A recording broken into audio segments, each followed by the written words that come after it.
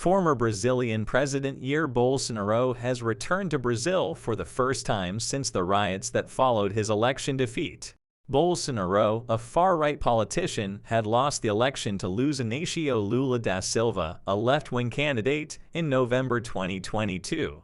Since then, he had been living in Florida, USA, and had not returned to Brazil until now. As Bolsonaro's jet landed at Brasilia International Airport, hundreds of his supporters gathered to greet him.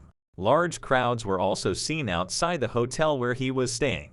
Bolsonaro, known for his controversial statements and actions, faces 5 investigations from the Supreme Court, including for his alleged role in the January 8 riots in Brasilia when his supporters stormed the National Congress in an attempt to overthrow the election outcome.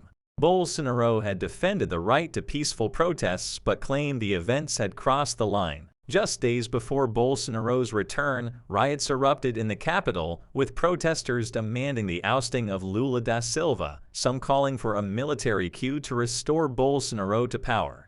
Incumbent President Lula da Silva described the rioters as fascist fanatics. Bolsonaro had spent 3 months in Florida before arriving in Brasilia amid heavy security. His return has raised concerns about the potential for further violence and unrest in Brazil.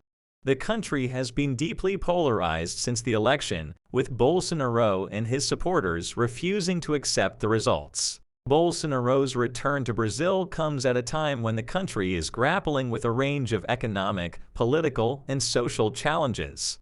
Brazil has been hit hard by the COVID-19 pandemic, with over 20 million confirmed cases and more than 600,000 deaths. The country's economy has also been struggling, with high unemployment and inflation rates. In addition, there are ongoing concerns about corruption and political instability. Bolsonaro's supporters see him as a strong leader who can tackle these challenges and restore Brazil to its former glory. However, his critics see him as a threat to democracy and human rights, citing his past statements in support of torture, his attacks on the media and political opponents, and his handling of the pandemic. The situation in Brazil is complex, with deep-seated political and social divisions. The country's future direction is uncertain, and it remains to be seen what impact Bolsonaro's return will have on the political landscape.